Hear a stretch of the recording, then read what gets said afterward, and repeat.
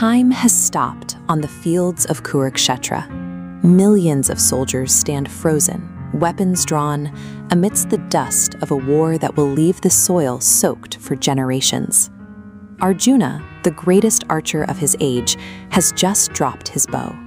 He looks across the battle lines and realizes the men he is ordered to kill are his own cousins, his childhood teachers, and the elders who raised him. Arjuna was born a Kshatriya, a warrior protector sworn to uphold Dharma, the cosmic law of righteousness. To walk away would be to abandon his sacred oath, yet to fight is to commit the slaughter of his own blood.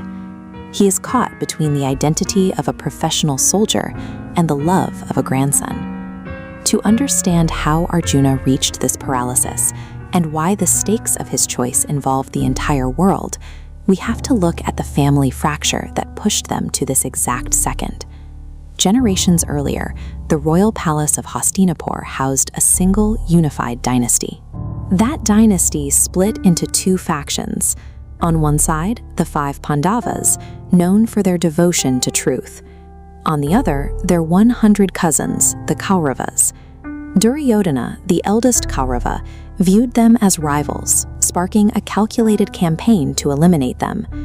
The rivalry reached a breaking point during a rigged game of dice.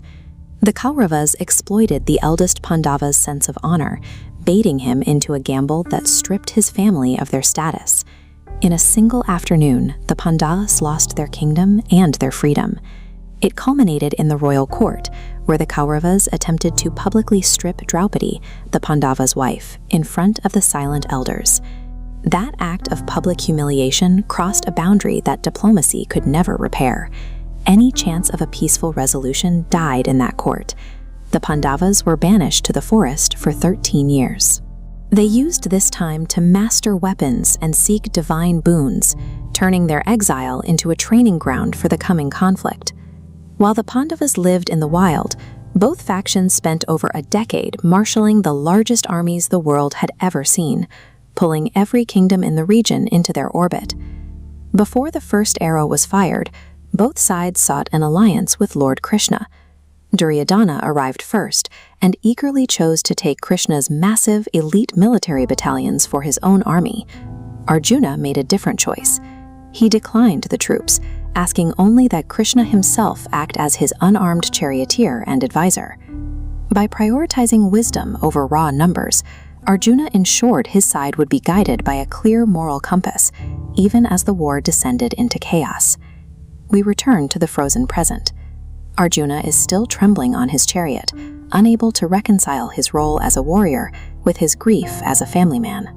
Krishna speaks to this internal crisis, explaining that while the physical body is a temporary vessel, the soul and the duty it owes to the universe is eternal. To Krishna, the death of these kinsmen is a transition. The failure of a warrior to uphold the law is a lasting corruption. Krishna's mandate is absolute. Arjuna must fight. Restoring the balance of the world requires the destruction of the men before him, regardless of their blood ties. And with that, time unfreezes. The war consumes everything for 18 days. Ren heroes are cut down in the mud. Brothers execute brothers. Students engage their own teachers with no mercy, until the armies of both sides are almost entirely erased. This was the reality of the war for Dharma. It required the systematic removal of anyone who stood on the side of the Kauravas, sparing no one, not even the virtuous who fought for the wrong side. The dust finally settles over Kurukshetra. The Pandavas stand victorious, having successfully reclaimed their throne and restored the law.